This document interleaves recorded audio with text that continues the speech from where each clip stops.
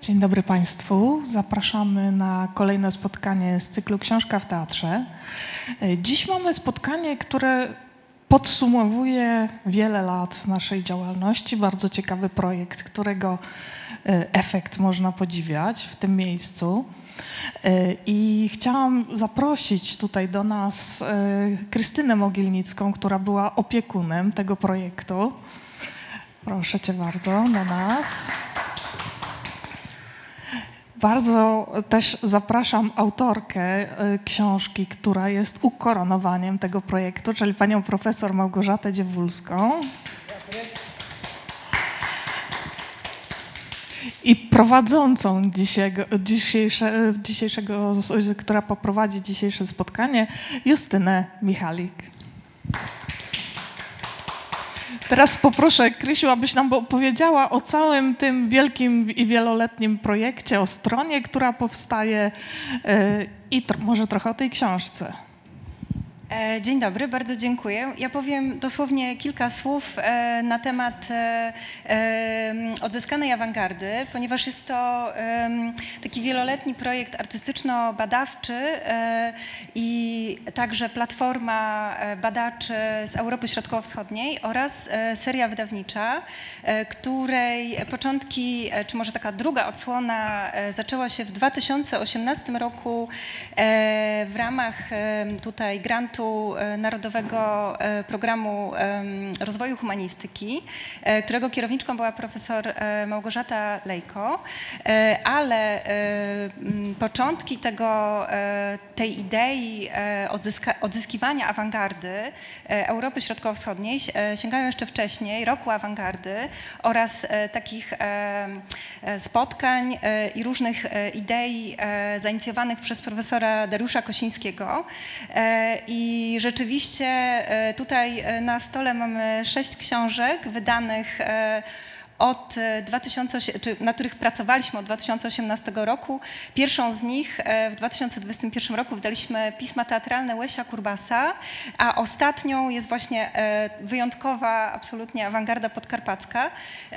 I w opisie tej książki można przeczytać, że jest to podsumowanie założeń projektu. I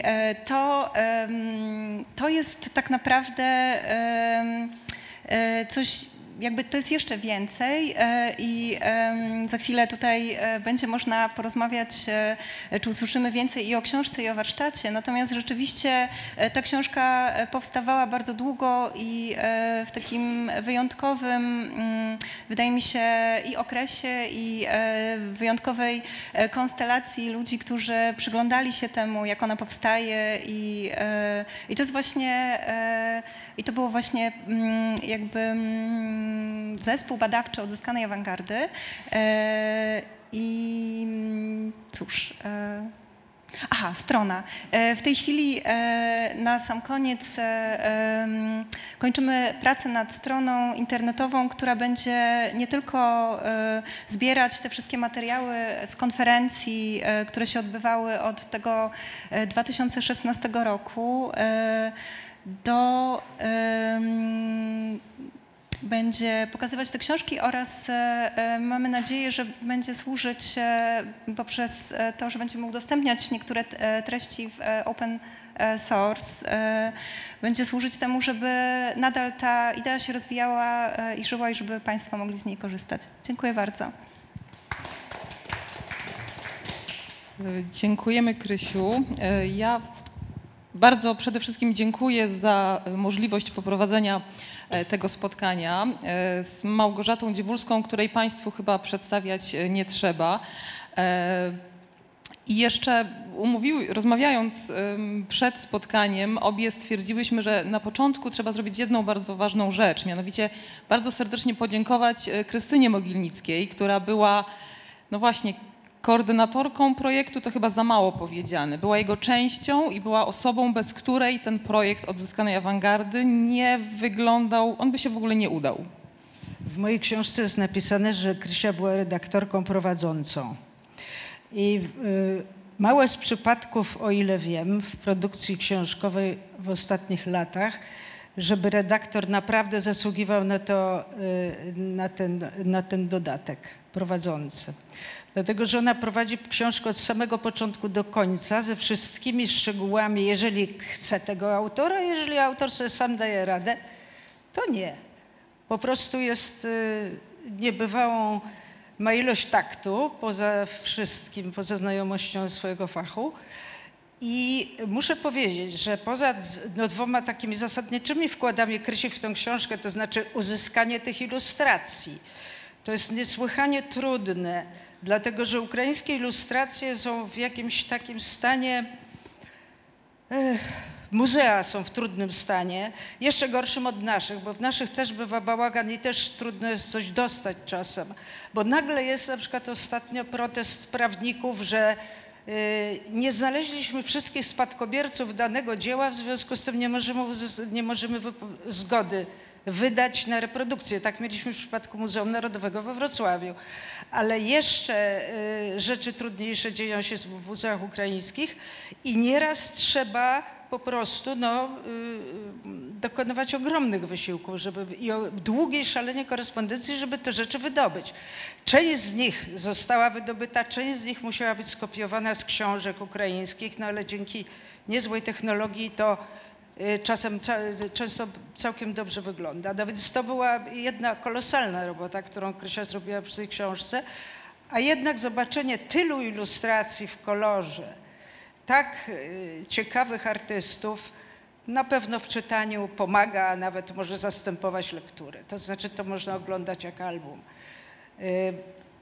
Druga rzecz, no to już nie powiem, że nie będę się rozwodzić nad tym, że miałam kłopoty z przypisami i bardzo nie lubię ich robić i że pomoc Krysi była tutaj ogromna. Natomiast oprócz tego ona była po prostu cały czas czuwa od początku do końca i kontroluje też rezultat, jaki wychodzi. Z korektorką wszystko, prawda, uzgadniając. Już nie mówiąc o tłumaczeniach, o redakcji ukraińskiej, która to była szalenie trudna, bo profesor Agnieszka Marszałek szczęściem się zgodziła na to, że to zrobi, ale no to była kwestia znalezienia stronic, w których występują teksty w książkach ukraińskich, które w internecie najczęściej są bez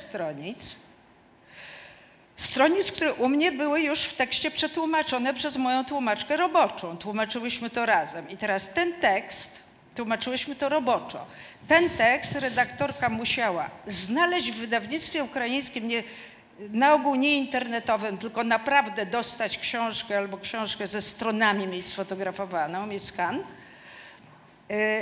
I również musiała sprawdzić ten tekst, jeszcze raz przetłumaczyć, to mogły w tłumaczeniu roboczym się wedrzeć się pomyłki. No więc to też bardzo duża praca. Krysia to wszystko śledziła niesłychanie dokładnie do tego stopnia, że moja korespondencja z Agnieszką Marszałek szła przez Krysię. To znaczy ona tego nie wymagała, ja mogłam wysłać coś wprost do Agnieszki.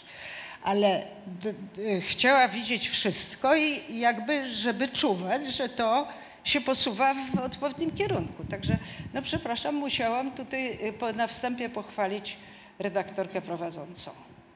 Ja jeszcze dodam tylko, że jeśli chodzi o cały projekt, to również Krysia była takim dobrym duchem tego projektu i czuwała nad wszystkim w niektórych momentach, kiedy trzeba było ponaglać, ponaglała, kiedy trzeba było pocieszyć, pocieszała. I dziękujemy bardzo w imieniu całego zespołu, Krysiu, raz jeszcze za wszystko, co zrobiłaś dla tego projektu. A projekt sam w sobie, co pewnie też Państwo doskonale wiecie, już zajmował się odzyskaniem awangardy Europy Środkowo-Wschodniej. To znaczy myśmy się spotkali i takim naszym głównym celem było sprawdzenie, czy też zastanowienie się, czy w ogóle można mówić o awangardzie Europy Środkowo-Wschodniej, z takim zastrzeżeniem, że chcieliśmy się jakby zobaczyć ją, tą awangardę w takim troszeczkę dystansie od tych dwóch wielkich ośrodków, mianowicie Rosji i Niemiec. Naszym pytaniem było, czy jest coś pomiędzy i jaki to ma charakter.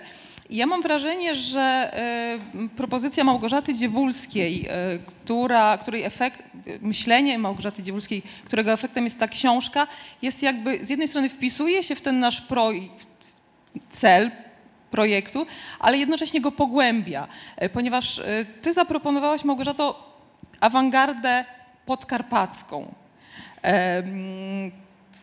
Wychodząc również od jakby topograficznej sfery i wybrałaś w książce finalnie jest 4 rozdziały i pojawiają się tacy artyści, takie osobistości jak Łeś Kurbas, Pawło Kowrzun, Antonycz, Lewicki, Wiciński, Kantor i Józef Chrobak. Chciałam cię zapytać na początku, zapewne to pytanie już wielokrotnie słyszałaś, ale skąd pomysł na zajęcie się awangardą podkarpacką? Skąd inspiracja?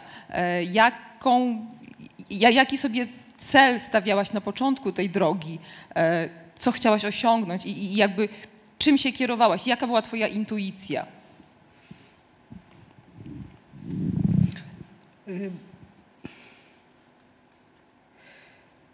Wielokrotnie dochodziły mnie różne wiadomości, fragmenty jakichś książek, jakichś tekstów dotyczących artystów ukraińskich modernistów przede wszystkim.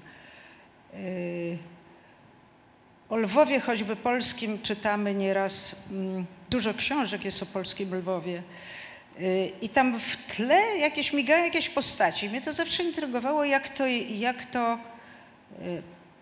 jak to było naprawdę.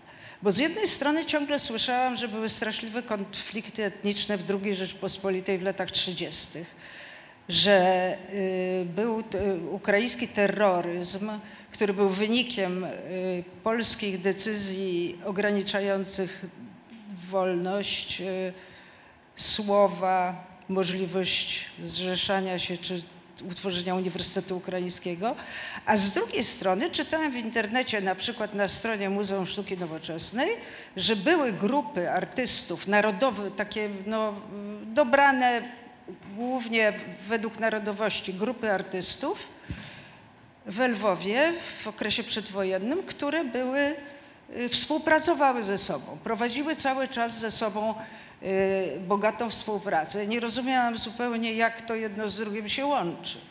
Znaczy zaczęłam odczuwać, że w tle tych urywkowych i skrótowych wersji na temat Galicji Wschodniej, bo o takim terenie mówimy, prawda? Bo ciągle nazywamy Małopolskę Galicją, prawda? Więc to chodzi o Galicję Wschodnią, część przedwojennej Rzeczpospolitej. Jak to było naprawdę? Znaczy, co tam się działo w gruncie rzeczy? Miałam poczucie, że mam jakieś sztuczne wiadomości, że to wszystko nie tak. Potem pojechałam do Lwowa, najpierw prywatnie i zainteresowałam się taką jedną z tych grup, która się nazywa Artes, która była w polskiej historii sztuki.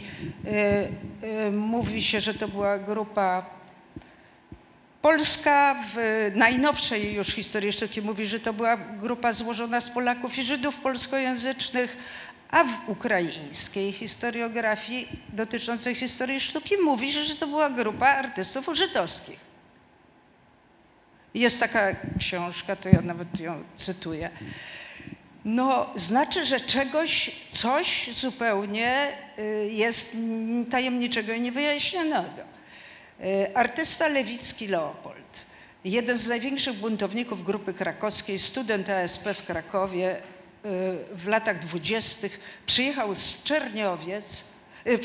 z Czortkowa i studiował na ASP, gdzie spotkał Marię Jaremę, Henryka Wicińskiego i szeregu innych kolegów, z którymi zawiązali grupę krakowską. Okazuje się, że on istnieje w Ukrainie. Jak zapytać o niego, to Leopold Lewicki nie istnieje, istnieje Leopold Łewycki. Mało tego, nie tylko nazwisko i imię się różni się również biografia. Otóż Leopold Lewicki jest zbuntowanym artystą awangardy o bardzo, bardzo radykalnych dziełach graficznych i malarskich.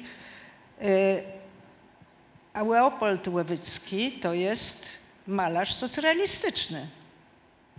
Okazuje się, że no jak bliżej temu się przyjrzałam, okazało się, że są takie dwie osoby, że historia sztuki polska i ukraińska nie porównała ze sobą dotąd, nie zestawiła tych dwóch osób dotąd. To znaczy ukraińskie książki o Łewickim mówią coś innego o jego biografii i polskie coś innego. W ukraińskich okres polski spędzony w Krakowie na studiach jest traktowany szybko i częstokroć z błędami faktycznymi, natomiast okres, który spędził po wojnie, bo on w 1946 roku został w Związku Radzieckim, on był półukraińcem, z matki Ukrainki,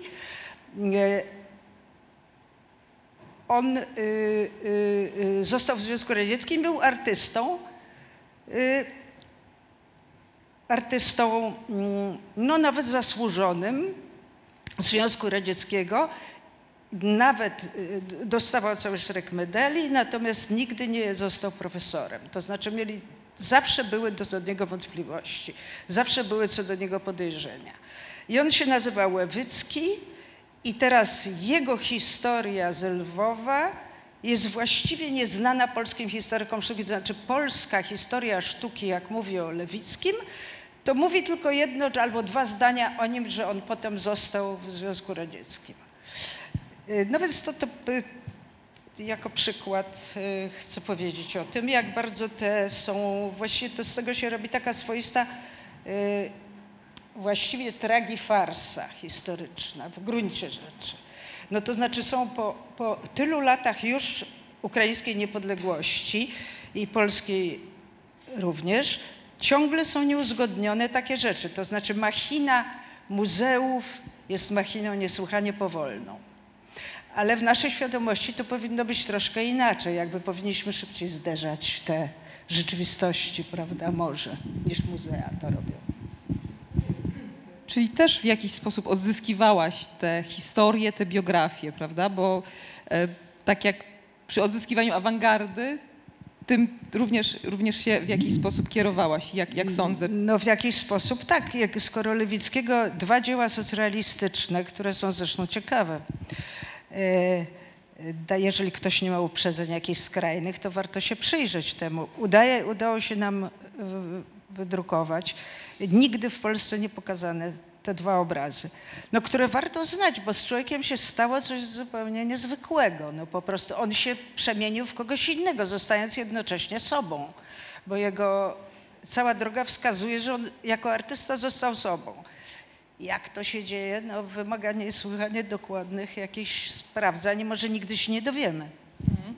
Ja mam jeszcze takie pytanie w związku z tym, co przed chwilą powiedziałaś, bo na początku, kiedy rozmawialiśmy o twojej książce, o tym, jakim tematem chcesz się zająć, to pamiętam taką kategorię figury.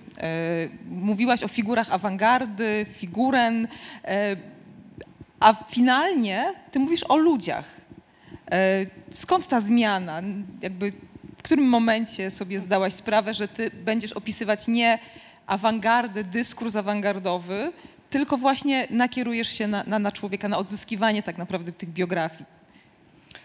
Tak, po drodze coś takiego się stało. Być może ja nie wytrwałam przy tym pomyśle, że będę mówiła o figurach, że powstanie książka, która będzie mówiła o figurach, w które artyści ujmują ludzi i swoich bohaterów przede wszystkim, i portretowane osoby, i przedstawiane typy, prawda, że to są figury. No najjaskrawszym przykładem tutaj są figury w teatrze, prawda, które w nowoczesnym teatrze, już w teatrze Łasia Kurbasa były niesłychanie sformalizowanymi postaciami, prawda, to nie była postać realistyczna, już w najmniejszym stopniu. Mandelstam, poeta rosyjski, który był świadkiem teatru Kurbasa w pewnym momencie, wczesnego Berezilu w roku 1926, nazwał je figurami, to słowo mnie uderzyło, i on mówił, że u Kurbasa postaci to są wystrojone figury, które szamocą się w metalowych klatkach. Na przykład takim krótkim zdaniem ujął jakby no, taki dramat bohaterów Kurbasa opisywanych. No, także również no, w stosunku do polskich awangardzistów tego samego okresu. Mieczysław Poremski mówi o figuracji jako podstawowym zabiegu, jego zdaniem, działania Grupy Krakowskiej w momencie od chwili wojny. Grupy Krakowskiej drugiej, czyli nie tej, o której ja mówię w książce, Grupy Krakowskiej z lat 30., tylko Grupy Krakowskiej, która zawiązała się w 56 chyba, nie, w 56 to Kriko powstał, chwilę później, 55 pewnie, i w której Maria Jarema była w obu, bo przeżyła wojnę. W przeciwieństwie do Wicińskiego, który był tylko w pierwszej. Leopold Lewicki już po wojnie znalazł się w Związku Radzieckim, a paru innych kolegów jeszcze różnie. Osostowicz zginął w obronie Warszawy i tak dalej. Więc ci, którzy zostali, założyli Grupę Krakowską II. Otóż Poremski uważa to figurację za ich podstawowe działanie artystyczne. To znaczy, to jeszcze nie jest abstrakcja, przynajmniej ówczesnej na przykład Marii Jaremy, bo potem malowała czysto abstrakcyjnie, ale to jeszcze nie jest abstrakcja, ale to już jest coś zupełnie innego niż realistyczny obraz, portret, wizerunek. Ja w jakiś sposób sama być może nieświadomie pisząc zdawałam sobie sprawę, że muszę jednak opowiedzieć o ludziach, jeśli chodzi o ukraińskich artystów, że nic o nich nie wiemy. No, nazwisko Pawła Kowrzuna, bardzo ważnego artysty międzywojennego awangardy ukraińskiej, jest nieznane w Polsce, mimo że spędził większość życia w Lwowie. On nie występuje w książkach polskich o Lwowie. W ogóle go nie ma. Nawet w książkach mówiących o awangardzie, których autorzy mają dużo kontaktów awangardowych, jego nie ma. Więc jak to się działo? Artyści, którzy no, mieli swoje historie, bardzo takie detaliczne, związane z ich tradycjami, z poprzednią historią kultury ukraińskiej, na przykład odwoływaniem się do takiego mistyka niezwykłego, bardzo poety Skowrody z XVII wieku i tak dalej. Ci artyści no, jakoś nie mogli,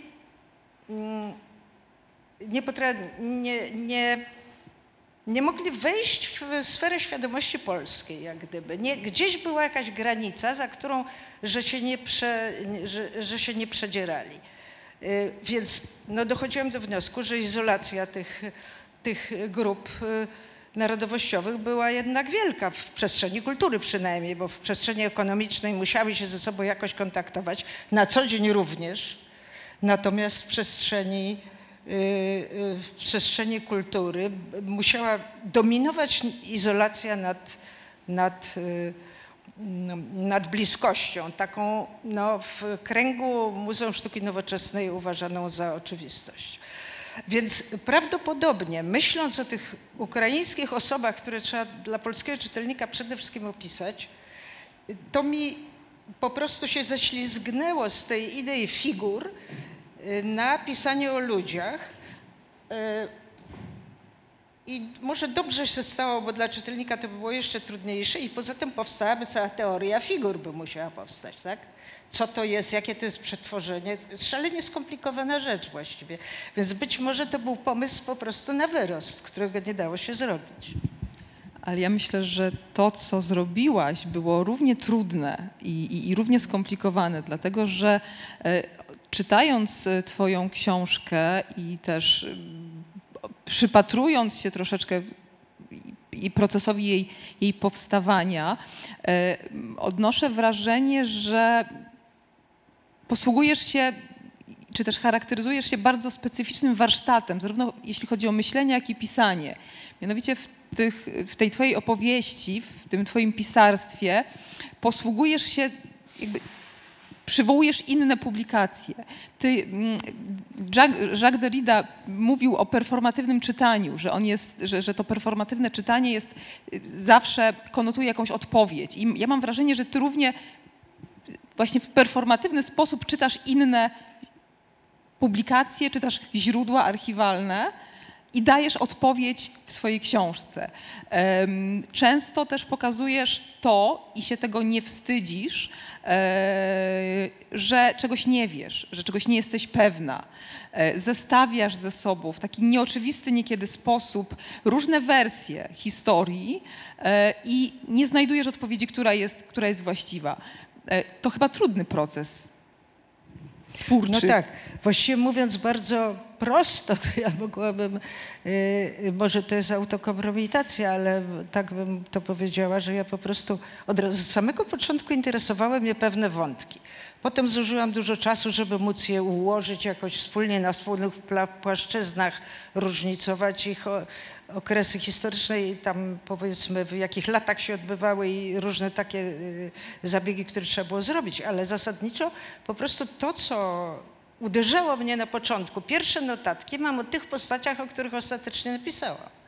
To znaczy jest coś takiego, że człowieka coś pociąga w jakichś historycznych postaciach i właściwie trochę się nie wie, co to takiego jest. Potem to dopiero wychodzi w porównaniu z innymi, może częściowo wychodzi, może do dziś nie wiem. Jakoś w każdym razie robiłam możliwie krótkie kawałki tekstu, żeby przynajmniej w taki podstawowy i najprostszy sposób konfrontować te różne relacje, czy cytowania, czy prawda, różne wypadki opisywane przez różnych ludzi. No więc to był trochę taki, powiedziałabym, no prościutki chwyt, no, żeby po prostu to się dzieliło na cząstki, ponieważ to było nielinearne, to było montażowe. Więc można by się bardzo mądrzyć na temat, wiesz, montażu, idei i tak dalej, z Didi Hubermanem i Bóg wie kim, że to jest zastosowanie nowoczesnego montażu w pisaniu takiej jakiejś eseistyki. Ale to chyba było prościej. Po prostu trzeba było konfrontować ze sobą te obrazki, które mnie uderzały. I w gruncie rzeczy to, co najbardziej na mnie działało, to po prostu zderzałam ze sobą. Oczywiście to bardzo skomplikowana rzecz, żeby to naprawdę dobrze napisać jeszcze wszystko, bo przecież to wszystko musi być wyrażone w jakimś języku, który się jakoś wiąże z tą konstrukcją. To potwornie trudne i myślę, że w tej kwestii języka właśnie tutaj mamy jakieś nieraz wątpliwości co do tej książki, że nie znalazła do końca takiego sposobu, żeby nie pisać na przykład długich zdań w starym stylu, które relacjonują jakąś historię. To znaczy jak zmieścić narrację o ludziach, taką, która będzie łatwo zrozumiała i której się tego człowieka będzie czuło z nowoczesnym montażem. I właściwie dochodzę do wniosku, że to jest niemożliwe. To znaczy, że nowoczesny montaż, no nie wiem, tak jak u Brechta, rezygnuje, biorąc to za przykład, rezygnuje, wiesz, z pokazania pełnokrwistego człowieka. I dlatego ludzie dzisiaj bardzo często nie są pełnokrwiści. Ale znowu w najnowszej literaturze jednak z powrotem są. I to jest kosztem robienia jakichś wycinków. To jest bardzo, bardzo trudne zadanie. Jednym słowem, zasada montażu jest okrutna w stosunku do człowieka, jakby tak wychodzi mi. Natomiast jest efektowna szalenie w percepcji emocjonalnej, wygodna, ponieważ nie umiemy czytać tych historii wielowiekowych. Ta przeszłość się sprasowuje straszliwie, więc szukamy skrótów. Idziemy na te dyslektyczne skróty, one nam się podobają, ale tracimy tam ludzi. No więc ja właściwie w jakimś sensie miotałam się między jednym a drugim. No właśnie, czy tracimy ludzi? Nie byłabym tego do końca pewna, bo chyba nie tracimy, ale to, co mówisz o montażu, mnie od razu tutaj przychodzi na myśl filmowy dodać, by należało chyba, bo ja właśnie miałam cały czas wrażenie i mam do tej pory, że ty jakby biorąc chyba trochę pod uwagę twoje doświadczenie również jako reżyserki filmowej, można tak powiedzieć. Filmu dokumentalnego właśnie. To coś chyba z tego tutaj również włożyłaś. Te takie właśnie jakby krótkie najazdy kamery, takie chwilowe, skupione na szczególe, na detale, na czymś nieoczywistym. są szalenie interesujące i są szalenie pociągające. I to nie jest tak, że ja się nie zgodzę, że to jakby zatracamy człowieka. Nie. Wręcz przeciwnie. Ale jak już jesteśmy przy filmie, przy montażu, to chciałam cię zapytać o jeszcze jedną rzecz. Mianowicie na okładce książki jest kadr z filmu Cienie zapomnianych przodków Paradżanowa, filmu z 1964 roku. Filmu opowiadającego o kulturze Hucułów, też zrobionego w bardzo taki nieoczywisty, specyficzny sposób, bardzo poetyckiego.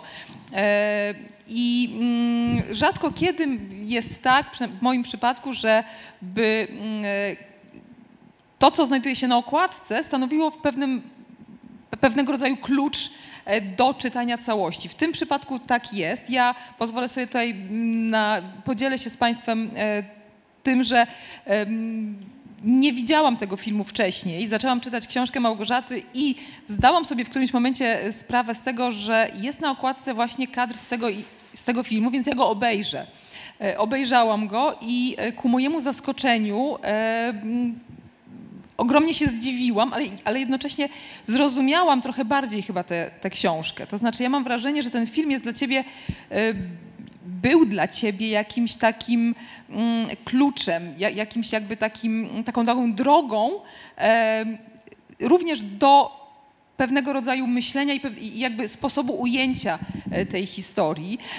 I też miałam takie wrażenie, na początku tego filmu jest taka scena, kiedy ścinane jest drzewo i ono upada, jeśli tak można powiedzieć, i kamera w bardzo właśnie charakterystyczny sposób pokazuje perspektywę tak jakby z tego drzewa, to znaczy my spadamy razem z tym drzewem. Więc to jest taki nieoczywisty jakby sposób pokazywania historii i myślę, że właśnie taki nieoczywisty sposób pokazywania historii ty praktykujesz w tej książce. To znaczy te montaże, te krótkie najazdy kamery, one nie są en face, one są zawsze z jakiejś perspektywy, w jakimś kontekście, nieoczywiste, ucięte, niedopowiedziane, niecałe. I chciałam cię zapytać, czy ja mam dobrą intuicję, czy ten film właśnie był dla ciebie ważny w tym kontekście, a może w innym, a może w ogóle? Nie, no na pewno jakimś patronat Paradżanowa czułam, tym bardziej, że miałam wielką ochotę wybrać na okładkę z kadr z tego filmu i z Krysią, żeśmy się zastanawiały, który i tak dalej.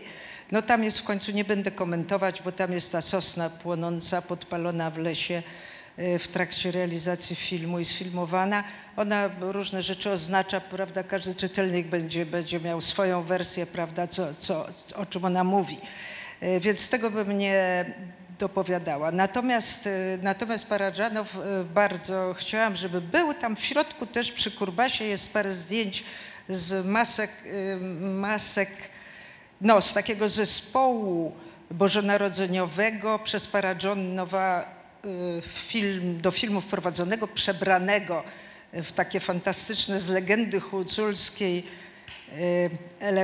stroje, które on sam przerabiał, bo on był jakimś takim artystą, etnografem. Na motywach etnograficznych budował takie uproszczone, swoje własne, całe życie to robił nawet w więzieniu i to została wielka spuścizna jego, oprócz filmów, te rysunki. Więc to są takie bardzo uproszczone rysuneczki, ale pochodzące zawsze z etnicznej rzeczywistości jakiejś. Teraz tak,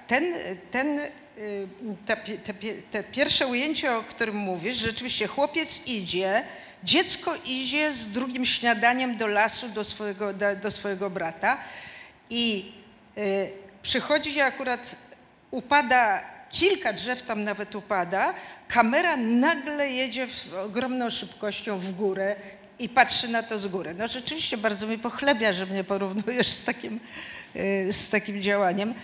No to by było pięknie.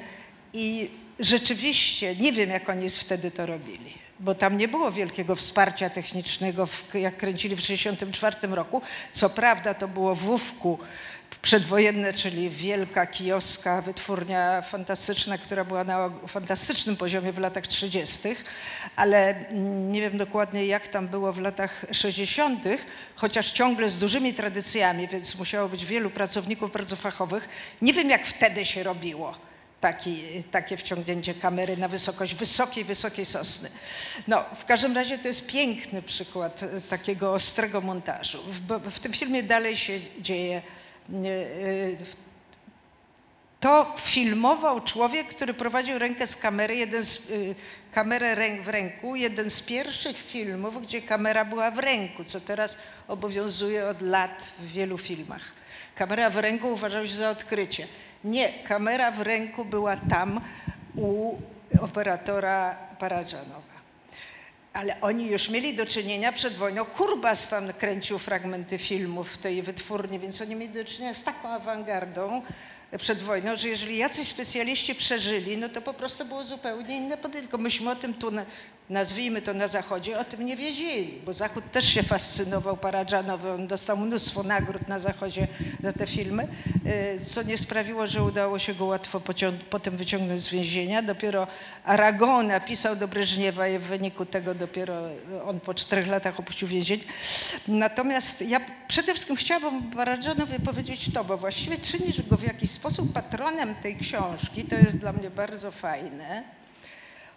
I zrozumiałam, że on jest patronem całej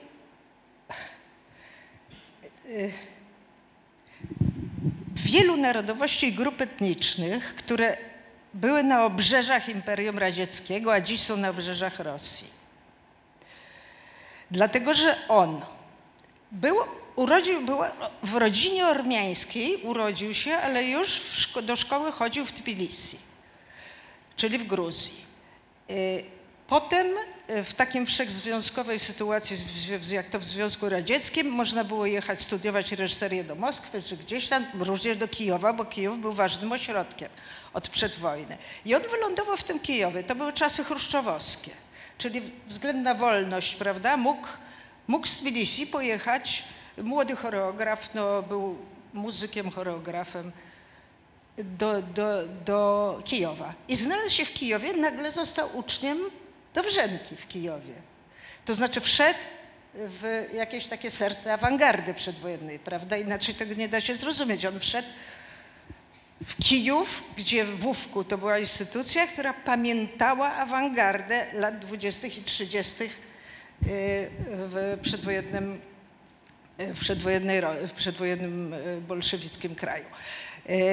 I teraz co on robi? On robi przez całe życie z przerwami właśnie chyba 2 na więzienia, ale też na wiele projektów, mnóstwo jeszcze takich niezrealizowanych, bo mu nie zawsze, rzadko się zgadzano na realizację. To jest pod tym względem taka trochę historia jak Tarkowskiego, prawda? Raz się zgodzą, raz nie. On zrobił 2 filmy o kulturze ludowej gruzińskiej, to znaczy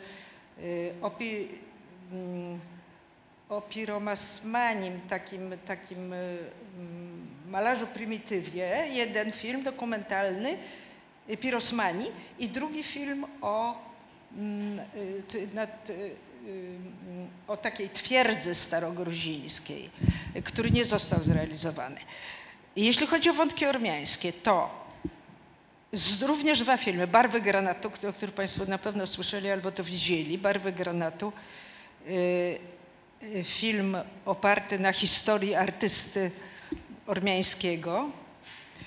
I jeszcze ormiański wątek jest jeszcze w jakimś filmie.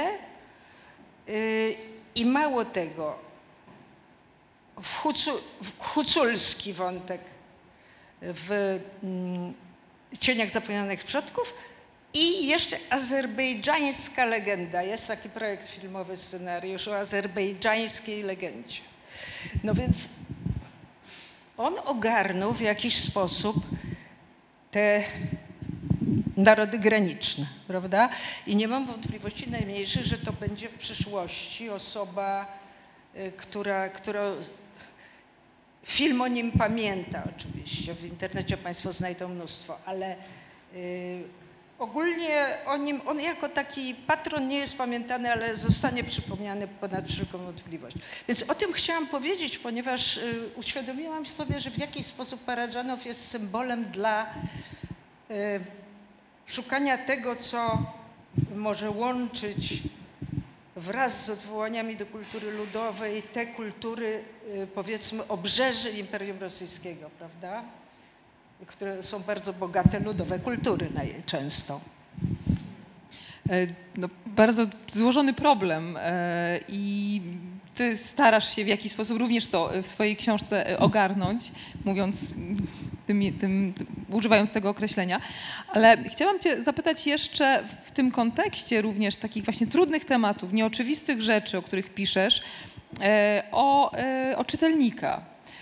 My rozmawiając w trakcie projektu, kiedy dzieliłaś się z nami postępami i przemyśleniami, jeśli chodzi o książkę, wszyscy zgodnie stwierdziliśmy, że będzie to książka dla nie wszystkich, będzie to książka dla wybranych. Sięgną po nią na pewno ci, którzy już coś wiedzą, żeby dowiedzieć się, jak wiele jeszcze nie wiedzą. To jest ten taki plus, duża wartość tej twojej publikacji. Ale chciałam cię zapytać o czytelnika. Czy ty o nim myślisz w tym procesie pisania? Kim on dla ciebie jest?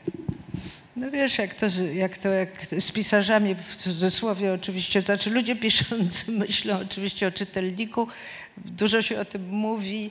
Jedni myślą o kilku znajomych, nawet mówią, drugi o nikim, inni, że o najbliższym gronie, trzeci, że o całym społeczeństwie. No to jest ogromna ilość danych, ogromna ilość poglądów. Natomiast właściwie czytelnik wymyślony to jest nie najgorsze, czy czytelnik wyobrażony, to by było nie najgorsze sformułowanie, że człowiek sobie wyobraża takiego kogoś bliskiego, kto będzie rozumiał. Mimo że nie jest komunikatywny sam, czy nie jest ten autor. Natomiast ja jedno chcę powiedzieć w odpowiedzi na to, co powiedziałaś, że ja bym polemizowała z tym, że to jest książka dla wybranych. To jest książka dla tych, którzy chcą się dowiedzieć o czymś, o czym powinni wiedzieć. Dlatego, że ja widzę z odruchu, otoczenie moje w Polsce jest niesłychanie życzliwe dla kultury ukraińskiej, jak rzadko który kraj na świecie, prawda? Złożył dowody ogromnego sympatii, właściwie też trochę poświęcenia. Natomiast nikt nie chce o niej wiedzieć czegoś więcej. Nikt nie chce o niej wiedzieć jakichś szczegółów, kto to był, jacy ludzie to robili, co to się działo. Mało tego, spotykam Ukraińców, którzy nie mają, którym ja opowiadam o ich artystach, prawda, którzy nie wiedzą. Ale to im musimy darować. Natomiast co do nas jednak no, powinny pójść jakieś poznawcze, że tak powiem, procesy za naszą, powiedzmy, deklarowaną od 3 lat, powiedzmy, no jakąś skłonnością do poczucia sąsiedztwa i tak dalej. No, to sąsiedztwo pieczętuje się setkami i tysiącami przykładów splecionych losów polskich i ukraińskich i splecionych wątków kultury również. To wzajemnie na siebie cały czas oddziaływało. Bardzo się starałam to śledzić. Jak polscy artyści oddziaływali na Ukraińców, to na przykład polskie malarstwo historyczne XIX wieku miało wielki wpływ na szkołę, no nie wiem, jeden powie wielki, drugi powie średni, na szkołę takiego wielkiego malarza Nowakiwskiego, wczesny modernizm i tak dalej, i odwrotnie. Bardzo dużo jest takich przykładów. Co chwila te losy są splecione, co chwileczka, pozytywnie czy negatywnie, czy to jest od nienawiści do miłości, to bardzo dużo różnych ma barw i jest bardzo, my musimy coś o tym wiedzieć po prostu. No to akurat jest wycineczek, prawda, 20 i 30 lata, ale tam się bardzo dużo stało, to jest początek nowoczesności, kiedy wszystkich dogonił taki szok, z którym trudno by było się skonfrontować i to jakby przetrawić. My dziś mamy kolejny, który nam jest trudno przetrawić. No jednym słowem, Dużo książek jest tam zacytowanych, które można przeczytać. Polskich również, bo są polskie wątki też. A nie masz wrażenia, że problem, o którym mówisz, można by w jakiś sposób, może nie określić, ale przybliżyć się do niego poprzez kategorię niesamowitego? Bo ja obejrzawszy ten film, miałam właśnie poczucie takiej niesamowitości, ale właśnie w rozumieniu freudowskim, w rozumieniu unheimlich, uncanny. Coś, co jest odległe, coś, co nas w jakiś sposób odrzuca, przeraża, brzydzi, może, ale jednocześnie pociąga, jednocześnie jest swojskie, jednocześnie jest właśnie znajome. I uncanny łączy się również z jakąś traumą najczęściej, prawda? Tak przynajmniej o tym pisano, więc może to, o czym ty mówisz, ta wspólna historia, której nie chcemy poznać, jedni i drudzy, o której nie chcemy trochę pamiętać, do której pamiętania jesteśmy zmuszani przez różnego rodzaju okoliczności trwające nawet dzisiaj. I to wszystko gdzieś się kotłuje i w jakichś momentach szczelinami wychodzi na powierzchnię, prawda? Może no to tak, jest tutaj... No tak, to znaczy coś jest w tym słowie niesamowite. Coś jest i w oglądaniu Parajanova to się bardzo czuje. Co to jest moim zdaniem? To znaczy tak, trzeba, mówiąc o bliskości, pamiętać o odrębności. I te odrębności są duże, czasem bardzo odczuwalne. Otóż jeżeli nasi artyści tak się powoływali na prymityw, pogańszczyznę, prawda, chętnie, artyści modernizmu, bo to była taka była tendencja, to Ukraińcy są o wiele bardziej wiarygodni, jak to robią, dlatego że kultura ludowa ukraińska była bliżej wątków pogańskich jeszcze niż nasza. Nasza szybciej uległa cywilizowaniu, prawda? Mało tego, nie odczuła tego cofnięcia po I Rzeczpospolitej, tego cofnięcia, które prawda, Ukraińcy musieli przeżyć i zaakceptować, i tego cofnięcia przez 30 lat Związku Radzieckiego, prawda? U nas, mimo że uważamy, że to taka wyboista historia, to uczymy się z ukraińskiej historii, że nasza wcale nie była aż taka strasznie wyboista, bo ich była dopiero wyboista. I uczymy się też jakiegoś takiego wątku okrucieństwa, który u nas jest oswojony jednak. Nie wszędzie i oczywiście w sztuce nie zawsze i tak dalej, no sztuka z tym walczy nieraz, ale jest generalnie cywilizacja polska oswoiła okrucieństwo. Otóż ukraińska nie. Nie, no albo zresztą oni mogliby ze mną polemizować. W jakim stopniu? No, ukraiński wertep, to znaczy szopka, odpowiednik szopki bożonarodzeniowej, no to jest przykład. Jak bardzo oswojona i jak bardzo ugładzona jest szopka krakowska. Ty jesteś krakowianka, to wiesz. Szopka krakowska, wszystko co swojskie, tak? Cepelia nawet bym powiedziała, tak już blisko. A wertep ukraiński, jak mówił historyk badający te sprawy, kiedy on się zrodził i gdzie on się zrodził, jest taka hipoteza dość silna, że on się zrodził właśnie w Galicji Wschodniej, gdzieś u źródeł Dniestru. Ma bardzo duży nacisk na scenę Heroda, która teraz, jak można było, po wybuchu wojny można było oglądać w internecie bardzo dużo ukraińskich wrzucanych filmów przez ludzi, które pokazywały odgrywanie Heroda, sceny Heroda, znaczy no, dekapitacji Heroda, jak śmierć ścina głowę Herodowi. To jest wątek w ukraińskim wertepie bardzo silny, zawsze był bardzo silny. Przy nim nasza szopka jest bardzo grzeczna, chociaż w Krakowie budziła spory też. Niektórzy uważali, że to jest pomysł jakiś, no nieważne, nie będę w to w tej chwili wchodzić, ale są gdzieś takie momenty ostre w ukraińskiej kulturze. Cała kwestia niewoli w Związku Radzieckim, tak? Po kolejnych buntów poetów, jakie się odbyły, zresztą jeden z nich towarzyszył premierze Parajanova, na premierze Cieni Zapomnianych Przodków. To był jeszcze za Chruszczowa, jeszcze to było możliwe, to był 1965 rok. Przemówienie wygłaszał Wasyl Stus, poeta ukraiński, potem, który nie przeżył łagru, który potem został aresztowany, jak przyszły gorsze czasy i po odwilży i nie przeżył łagru, w przeciwieństwie do Jehora Kałęca, który przeżył, również bardzo wybitnego poety, który łagier przeżył i żyje do dziś. Otóż ten okres, kiedy Ukraina po tych przedwojennych, co prawda to były elity, ale szalenie świadomie walczące o państwo ukraińskie. To jest przypadek tego stowarzyszenia Kowrzuna Anum jest jednoznaczny. Oni po prostu, to był projekt państwa ukraińskiego. To nie był w tym sensie, to nie była żadna utopia awangardowa i to nie ma nic wspólnego z zachodnią awangardą w ogóle. Z tradycją zachodniej awangardy i utopiami awangardowymi.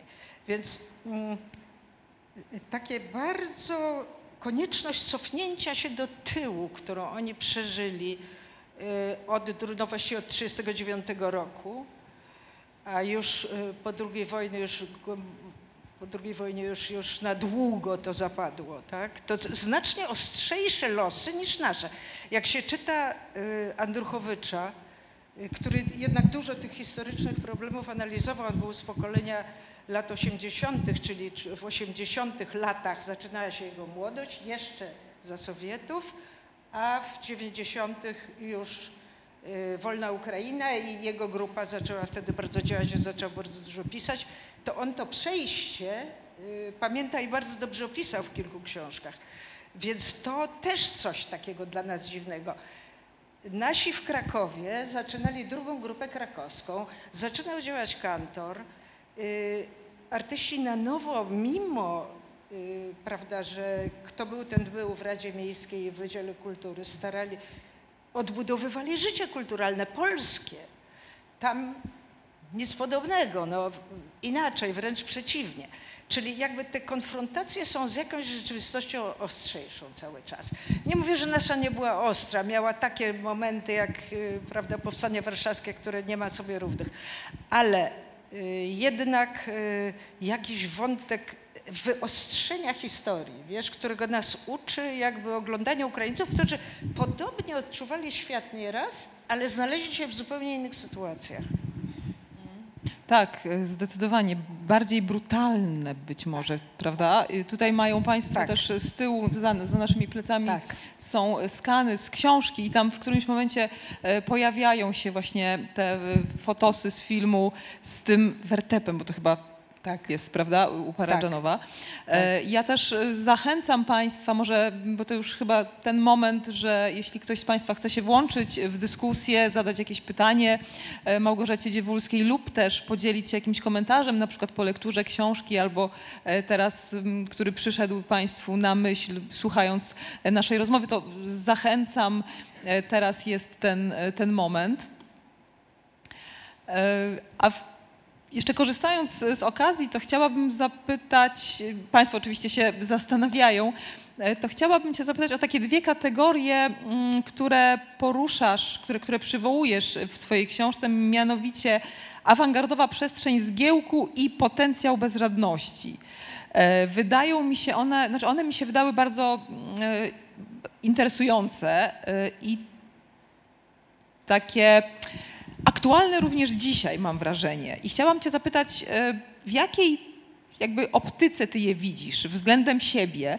Czym one są? Czy one się wzajemnie uzupełniają? Czy one są sobie przeciwne?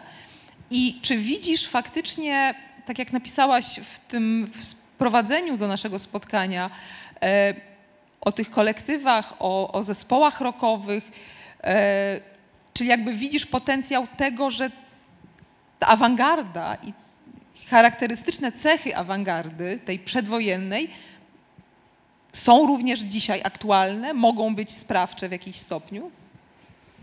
No tak, to jest bardzo istotna sprawa dla mnie. Awangardowa przestrzeń zgiełku to jest wyrażenie Doroty Jarząbek, wyobraź sobie, które ja czytałam w jej recenzji z jednej z naszych książek, tej o polskiej awangardzie międzywojennej.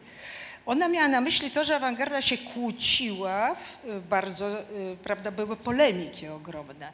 W krótkim czasie zawarto strasznie dużo jakichś odkryć, teorii nowych i sporów straszliwych. Ona tak odczuwa tą awangardę przedwojenno-polską, bo o niej wtedy pisała, jako takie ciągłe jakieś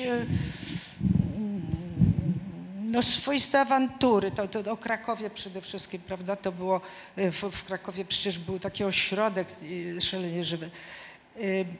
I teraz o bezradności z kolei, to ja właściwie to jest słowo ze współczesności. To znaczy ja je wyczytałam chyba gdzieś u kogoś piszącego o naszym czasie, ale zastosowałam je do tamtego, bo tutaj jakby liczę na to, że czytelnik tak jak ja będzie to odczuwał jako, no że to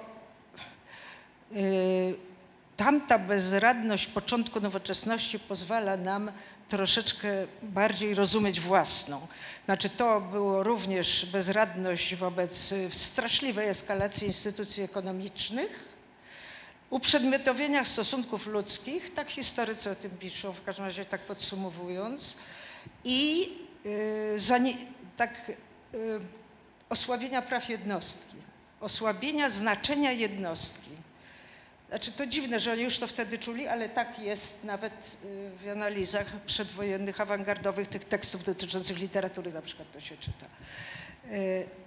I to pojęcie bezradności to ja właściwie stosuję już tak licząc na to, że czytelnik będzie je w tamtej bezradności czytał jakoś swoją własną, czy tą dzisiejszą bezradność będzie rozumiał przez tamtą, no tak czy owak.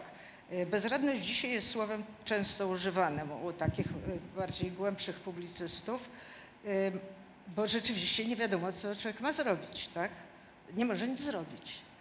Ale to już jest od bardzo dawna, to już jest od 100 lat albo znacznie dawniej. I teraz kolektyw awangardowy to było coś, co miało być pewnym wyjściem w ich poczuciu. Bo oni uważali, że jeżeli oni się sprzymierzą w parę osób, to oni więcej będą mogli, że inną jakość ma grupa, jeżeli jest skonsolidowana oczywiście, uwaga, niż pojedynczy człowiek, że jest inna jakość, że wspomagamy się, napędzamy się nawzajem, jak jest nasza grupa. I to najlepiej jest zrozumieć na przykładzie grup muzycznych. Prawda? Jest taki pisarz angielski, który napisał książkę o zespole z końca lat 60., londyńskim muzycznym, który nigdy nie istniał, wymyślił go od A do Z, prawda? Bo istniały setki takich, prawda? To w jaki sposób, to najlepiej widać w grupach muzycznych, jak bardzo oddziaływują na siebie ludzie, to znaczy jak bardzo sprzęgają się energię i są silniejsi w oddziaływaniu, nie tylko przez to, że oni w internecie są, prawda, popularyzowani i tak dalej, że są promowani, nie tylko przez to, że oni sami są bardziej przekonani, bo istnieją w grupie, bardziej są przekonani do tego, że mogą, że jednak na tym koncercie pokonają te trudności, a na przykład, że im się chce spać, że ktoś jest zmęczony, że ktoś chory, tak? I że się tak skupią, że tak dadzą czadu, że po prostu publiczność będzie szalała. I w tej książce są opisane takie koncerty tej grupy. To w każdym razie mówię o tym jako takim przykładzie, co daje taka konsolidacja. Tylko oczywiście ona wymaga bardzo specyficznej rzeczy. Nie skonsoliduje się tak grupa artystów, która się spotka dzisiaj i natychmiast zacznie być rozbijana przez marszandów, którzy zaczną wykupywać ich dzieła, jednemu zapłacą znacznie więcej, drugiemu znacznie mniej i już ich podzielą natychmiast, prawda? Dzisiejsza rzeczywistość medialna ma straszliwą zdolność dzielenia ludzi.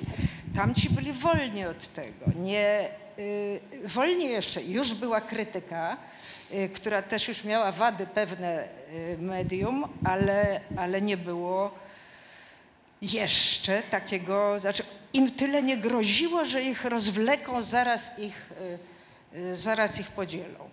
Więc oczywiście w tym sensie mieli łatwiej. Poza tym akurat na przykład grupa krakowska, no, trzeba przyznać, spotkali się wyjątkowo utalentowani ludzie, no, najzwyczajniej w świecie.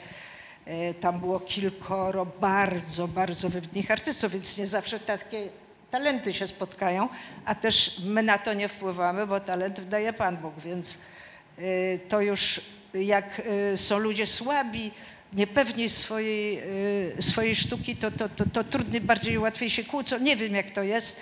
W każdym razie w grupie krakowskiej byli ludzie, którzy byli wybitnymi artystami i byli ludzie, którzy byli średnimi artystami. I to się trzymało kupy przez dobre parę lat i pozwoliło wspólnie występować. No więc coś jest w kolektywie takiego i teraz, że on jest jednak inną reakcją na rzeczywistość niż to, co może zrobić pojedynczy człowiek. A sądzisz, że dzisiaj są możliwe takie kolektywy? Znajdujesz jakieś w teatrze? Ja tego nie wiem. Wiem, że w muzyce były i są. W muzyce na pewno. W teatrze mało znajduję, nie bardzo znajduję w tej chwili, tak. I w ogóle bywały, no my mamy pamięć tych kolektywów teatralnych, ale pod tym, prawda, prowadzonych przez tych wodzów, tak. To znaczy to też co innego. 60., 70. lata to już jest teatr wielkich inscenizatorów, prawda? Więc to też trudno powiedzieć. Grotowski miał kolektyw, nawet oni mieli dużo ze sobą bardzo wspólnego, ale był tak liderem silnym, że w ogóle nie wiadomo, co oni by robili, jakby byli sami, czy w ogóle daliby radę. A tutaj byli równi. Trzy osoby wypowiadały się więcej do prasy i znacznie więcej na forum dyskusji publicznej działały, a 5 osób bardzo mało. Malowali, wystawiali. I to jakoś do sprzeczności głębokich doszło w momencie, kiedy najbardziej radykalnie politycznie dwaj postanowili napisać taki manifest w sprawie, żeby Polska stała się, no żeby część ukraińsko-rdzenna, powiedzmy, zamieszkała przez Rusinów, część Rzeczpospolitej stała się częścią Związku Radzieckiego. Dwóch, którzy byli komunistami przekonanymi i bardzo zajadłymi ludźmi, obaj bardzo wybitni artyści skądinąd. W chwili tego manifestu oczywiście grupa padła i się rozdzieliła, czego historycy sztuki do dziś nie są w stanie powiedzieć. Oni mówią, że coś, nie wiadomo co, coś było. No jak się przeczyta ten manifest, to jest oczywiste, dlaczego tak się stało przecież. No więc ja nie wiem jak. Wiem, że w muzyce to jest możliwe i wiem, że grupy muzyczne z teatralnymi mają dużo wspólnego. Ale jednocześnie wiele je dzieli. Drodzy Państwo, czy ktoś chciałby wziąć udział w dyskusji, zabrać głos? Tak?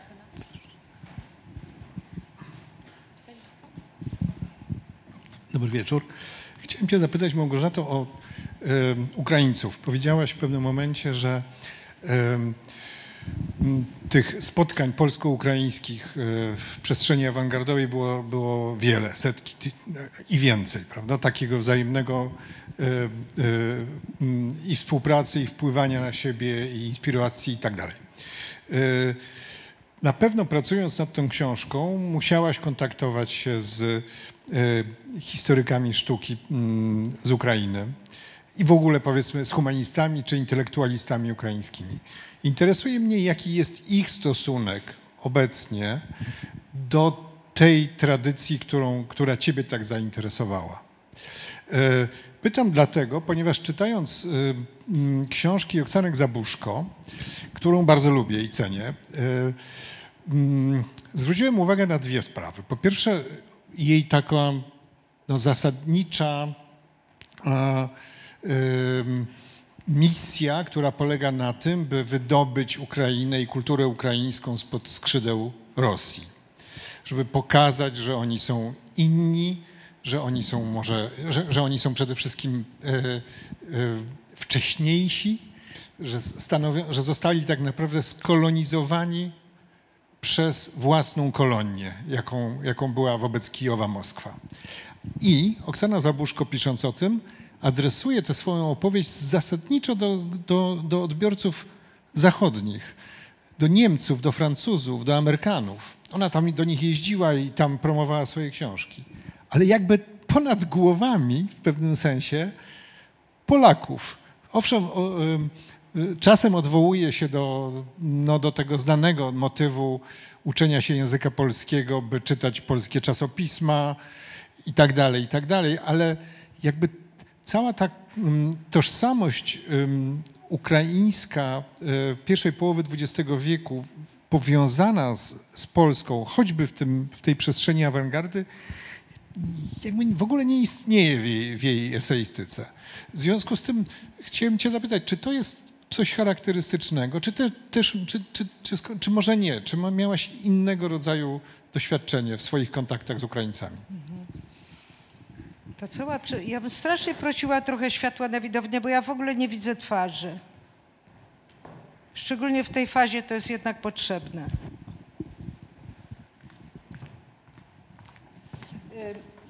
Mnie się wydaje, że ta cała przestrzeń polsko-ukraińska jest wybrukowana. Co? Tak? Mam powtórzyć drugi raz? Że proszę o więcej światła na widowni.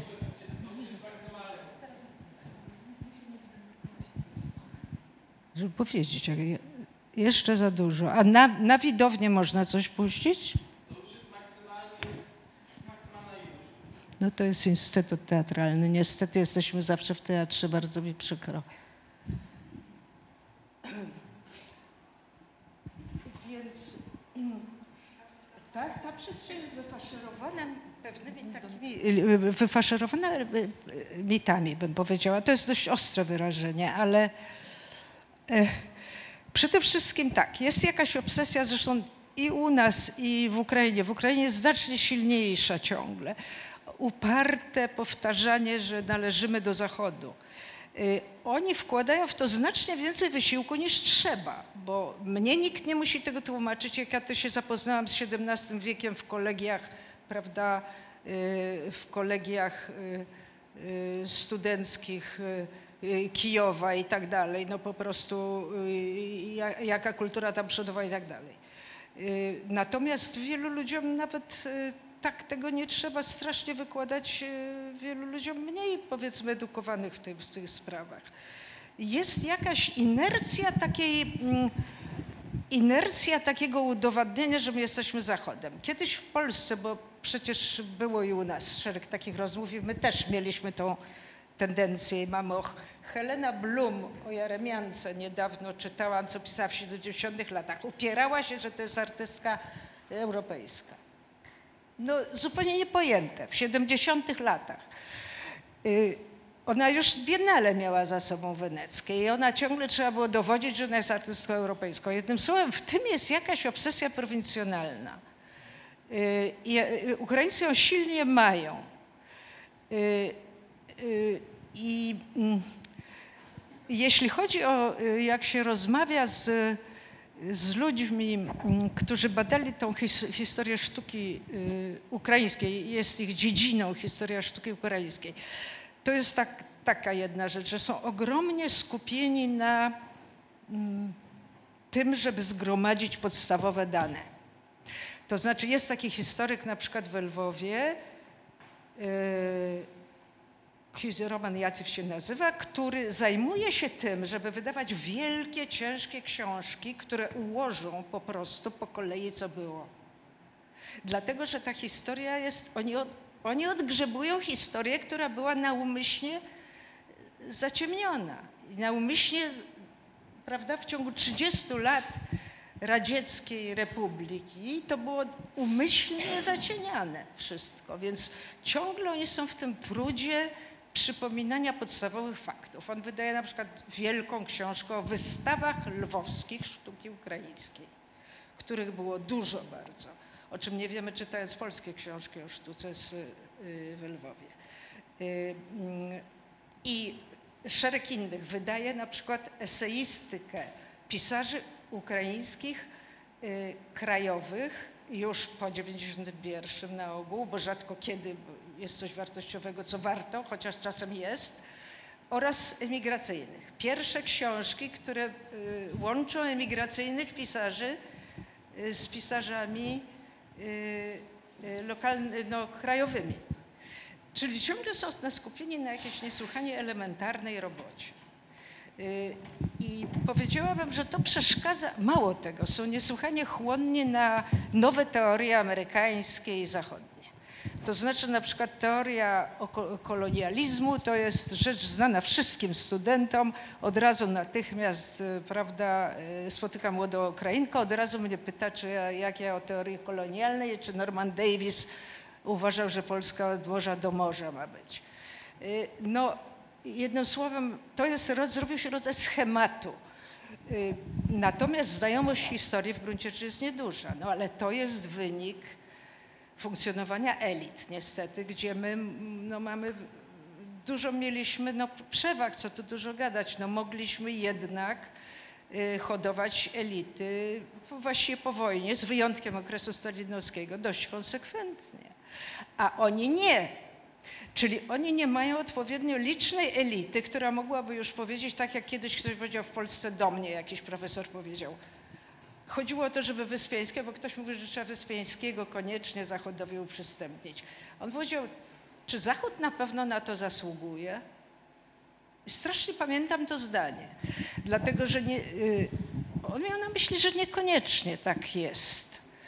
Że być może Zachód ma swoje jakieś zagonienia w jakieś różne wątki błędne i powiedzmy Wyspiański jest zbyt drogą rzeczą, żeby ją koniecznie uprzystępniać, bo i tak tego nie zrozumieją. Ukraińcom brak jest troszkę takiej, nie czuję takiej postawy, u nikogo nie wyczułam. Raczej bardzo chcą, jest też młodszy badacz sztuki taki w Lwowie, Bojarow, który no jednak podtrzymuje te mity o tej współpracy środowisk międzywojennych, tych paronarodowych, idzie za tym, chce, żeby to jakoś tak Zachód uwierzył, że oni byli tacy wspaniali, bo faktycznie oni się wszyscy wspaniale zachowali, jak Niemcy weszli do Lwowa, to zupełnie niebywałe. Po prostu większość ludzi, wszystkich 3 stowarzyszeń artystycznych Lwowa, ukraińskie, polsko-żydowskie i jeszcze trzecie, no, to znaczy grupy krakowskiej, część po prostu już była wtedy w Lwowie. Naprawdę szereg osób się fantastycznie zachowało. Taka najbliższa współpracownica Kowrzuna Jarosława Muzyka, malarka ukraińska, to była osoba, która przez całe istnienie getta lwowskiego chodziła do getta z jedzeniem dzień w dzień. To Ola Hnatiuk to opisuje w takiej swojej książce o międzywojennych czasach. Nie mówiąc chyba szereg przykładów, ale oni bardzo lubią też to opowiedzieć. O takiej, ale to też jest, no wiem, że to jest obrona przed wątkiem, który niestety tam jeszcze nie miał szansy się ukazać, znaczy ich stosunków z Żydami. To jest... Nie mieli kiedy się z tym zmierzyć. To jeszcze będzie w przyszłości bardzo poważna sprawa, bo tego jest mnóstwo co chwila i czuję się, jak bardzo to jest przemilczane. Oczywiście nie jest na to czas w tej chwili, no ale ten czas przyjdzie. Jednym słowem, oni nie mieli szansy nie mieli danego czasu na zrobienie pewnych rzeczy, które w kulturze muszą się stać, potrzebują lat. Z dnia na dzień nie ma. Więc to takie troszeczkę jest, ja muszę powiedzieć, że to dla mnie wielka ulga to jest Jurij Andruchowicz zawsze, bo on i Prochaśko zresztą też. Oni jakoś fantastyczną mają ironię, imponującą ironię, przewyższającą nieraz takie ironiczne zasoby polskie, no, poetycką, wspaniałą, która sobie z tym wszystkim daje radę. Absolutnie sobie daje radę. Są tacy pisarze, ale jakby naukowcy mniej. Chociaż nie wszyscy, no są bardzo świadomi ludzie. No, spotkałam taką badaczkę futuryzmu kijowskiego w Lwowie, wybitną zresztą autorkę książek o braciach Semenko, o futuryzmie ukraińskim, tym kwerofuturyzmie. Ona więcej, tak, ona sobie zdawała sprawę z wielu rzeczy i od razu jakby tak mówiąc na przykład, że ma jakieś zdjęcie, coś tam mówiła, że jest jakaś pamiątka po spotkaniu Osterwy z Kurbasem w Kijowie, bo wiadomo o tym, że takie coś jest. Ja dotarłam do tej książki i ona mówiąc o tym absolutnie nie forsowała tego, że tu 2 wielkich artystów naszych się spotkało, ale prawda, i mieli pomysł na klasztor artystyczny i to wszystko tak pięknie wygląda. Ale ona absolutnie była świadoma, że to wszystko taka troszeczkę zawracanie głowy, że po prostu się lubili i prowadzili obaj własne teatry i obaj mieli troszeczkę w głowie jakiś pomysł na klasztor, ale jednocześnie spotyka się Ukraińców, którzy bardzo to jakby podtrzymują takie bajki. To znaczy w ogóle stopień, powiedziałabym, mitologia, w której my wierzymy, bo o awangardzie jest mnóstwo mitów o awangardzie. Główne mity według mnie to są stworzone przez historyków sztuki na wzór awangard zachodnich. A tu wszystko było inaczej zupełnie. To szło często z inspiracji zachodnich, ale bardzo szybko zmieniało się w coś innego. To ma bardzo dużo cech zupełnie innych niż awangarda Zachodu. Nie mówiąc o tym, że Ukraińcy, którzy dążą do uzyskania własnego państwa, no to co to jest za awangarda, utopia awangardowa? To nie jest utopia awangardowa, to jest projekt. Także bardzo dużo jest takich różnych rzeczy, ale w Ukrainie jeszcze więcej. Jeszcze więcej jest takiego polegania na legendzie, tak? Rozczulić się przy legendzie.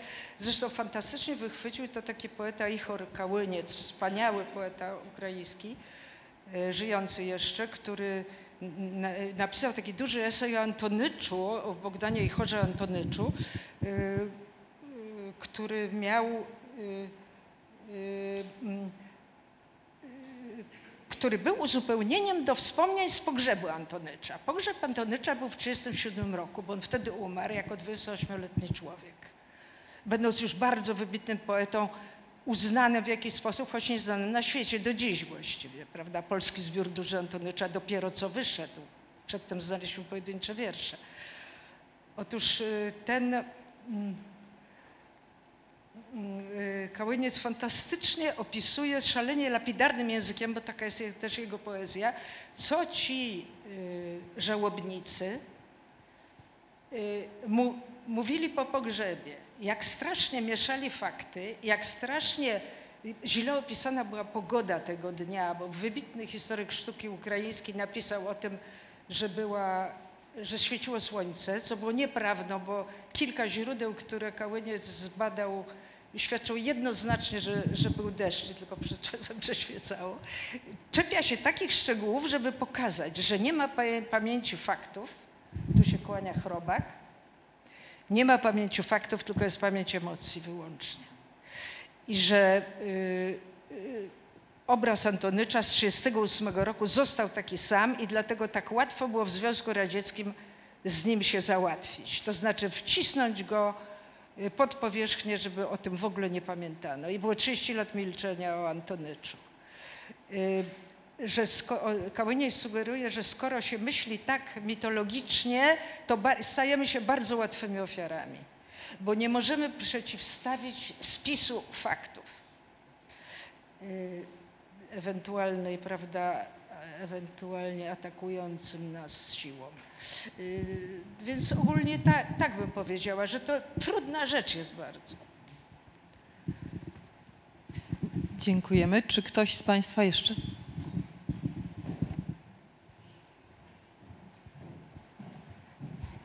Przepraszam, dobry wieczór, Edward Ślązak. Mam takie pytanie, może troszeczkę jak gdyby odchodzące od naszego dzisiejszego spotkania, ale niekoniecznie. Czy w Pani doświadczeniu dzisiejszym spotyka się Pani z jakimś ruchem tu w Polsce budowania niekoniecznie wspólnej kultury polsko-ukraińskiej, a wspólnego działania w kulturze? Bo ja spotkałem się na przykład w zakresie architektury, w obszarze architektury. Młodzi ludzie próbują pewne rzeczy robić, ale to jest troszeczkę jak gdyby inaczej ustawione. Natomiast ta czysta kultura, typu sztuka, malarstwo, rzeźba, jakieś działanie wspólne tych Ukraińców, którzy są tutaj, ludzi z Ukrainy, którzy tutaj, nie wiem, uciekli, zamieszkali, są, i Polaków. Czy coś takiego się w tej chwili dzieje? Ja słabo słyszę głos z góry.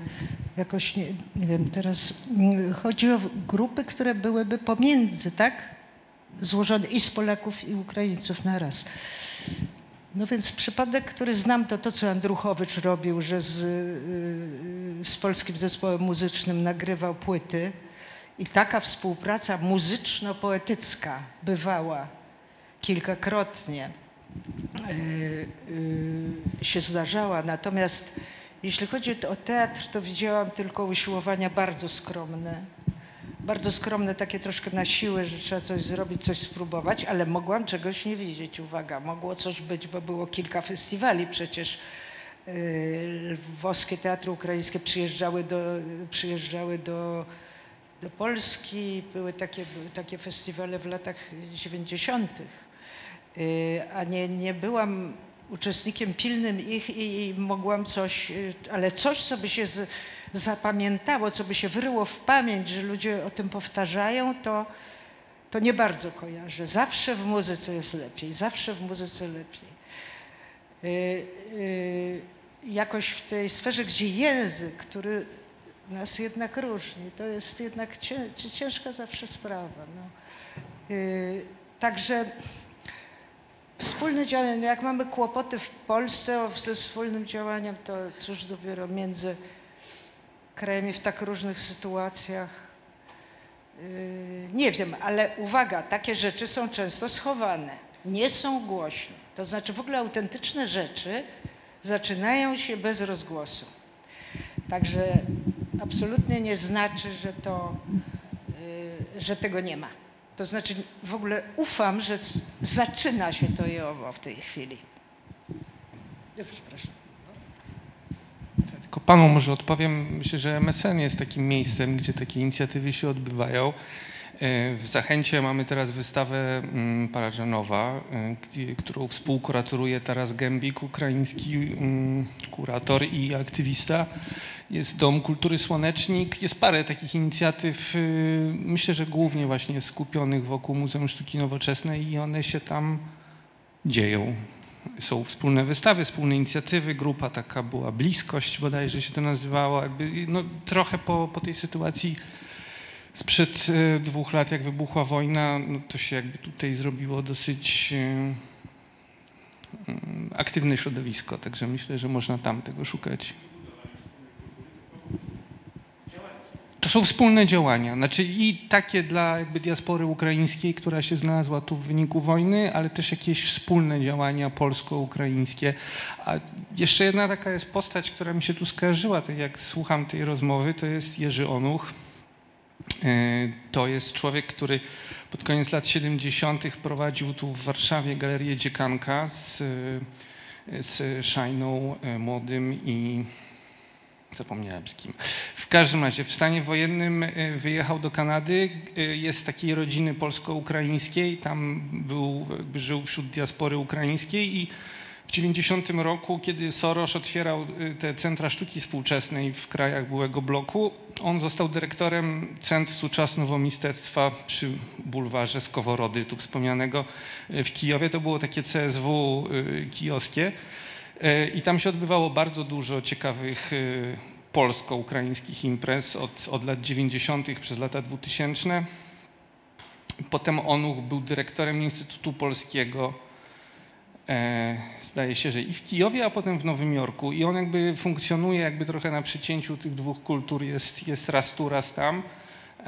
No, wykonał gigantyczną pracę na tym polu. Myślę, że to jest taka współczesna postać, która łączy te dwie kultury no, idealnie.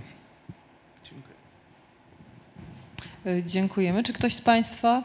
Jeszcze jest jeden głos. Dziękując bardzo za książkę, za jej zawartość i oprawę graficzną, bo myślę, że nawet nie trzeba się tak martwić o tego czytelnika, że on tak siądzie i będzie czytał tą książkę jednym tchem albo się mordował, że nie może jej czytać jednym tchem, bo to nie jest tego rodzaju książka, ale ona jest tak pięknie wydana, tak pięknie zilustrowana, że można poprzestać przy pierwszym kontakcie z tą książką, po prostu oglądając sobie te obrazki, myśląc, wyobrażając sobie tych ludzi, którzy to tworzyli.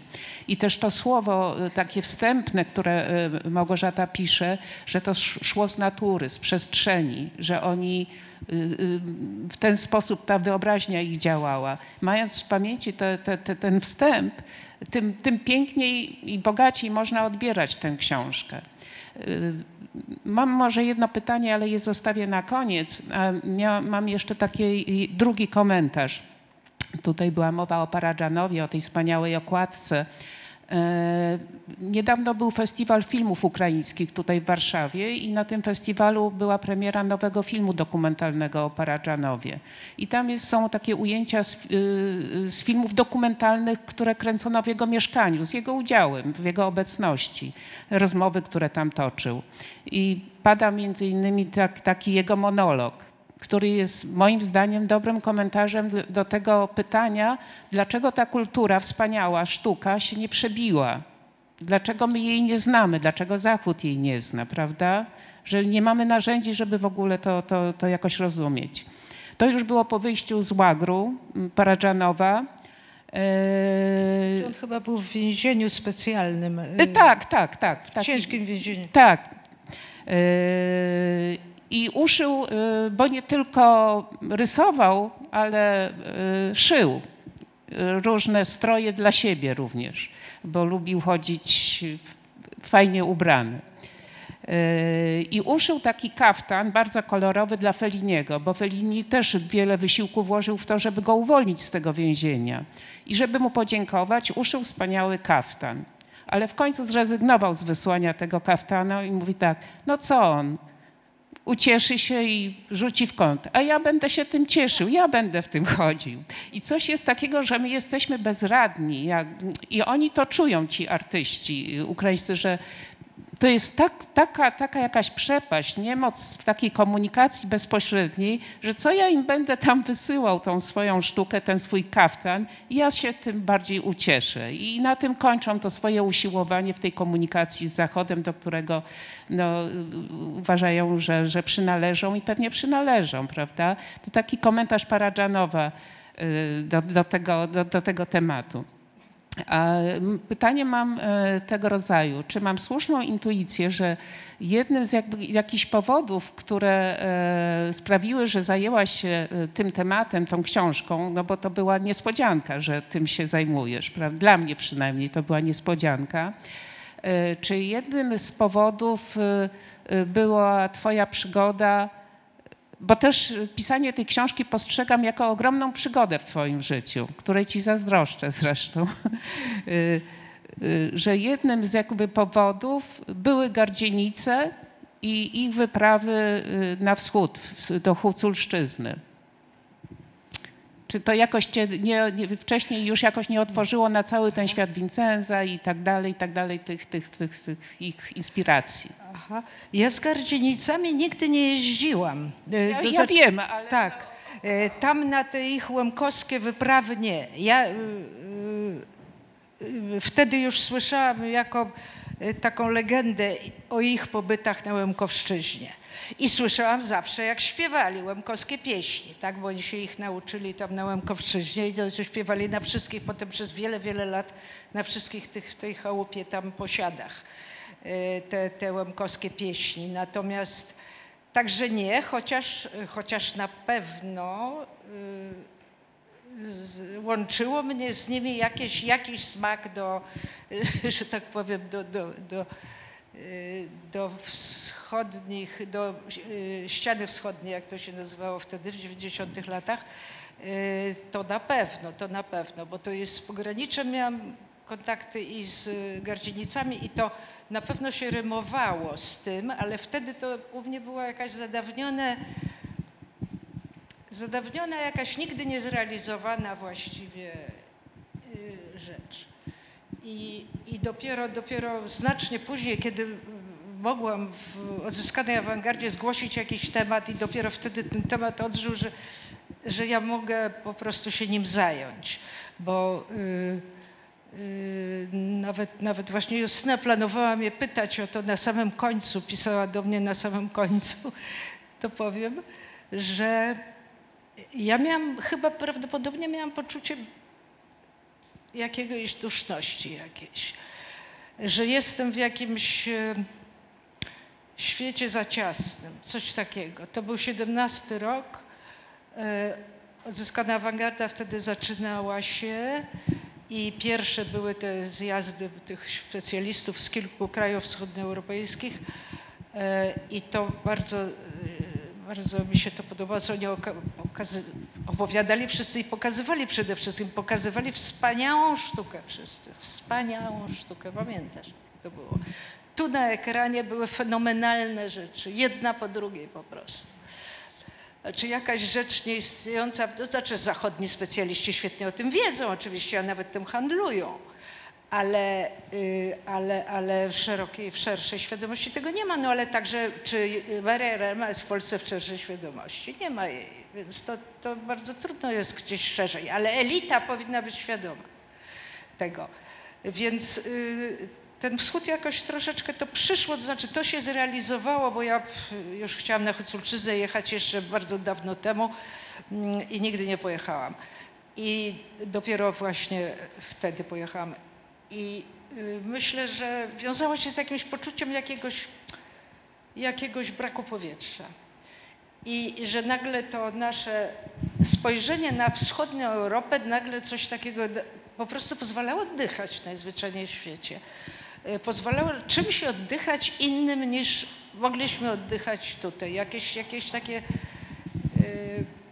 nie wiem, otwarcie nagle jakiejś perspektywy, która jest interesująca, rokująca, bo raczej ma duży potencjał bardzo, jak się zdaje.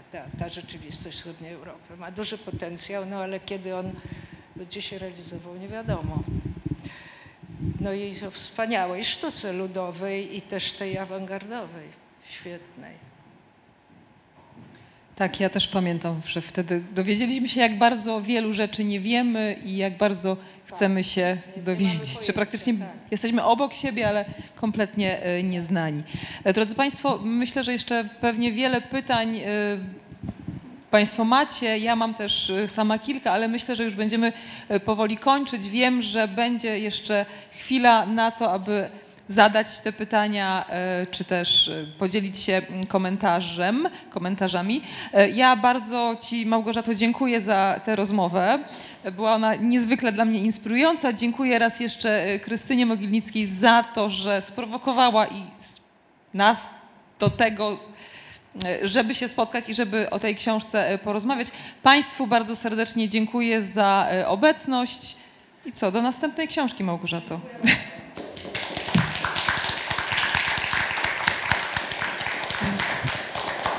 Dziękujemy również bardzo naszym wspaniałym tłumaczom polskiego języka migowego.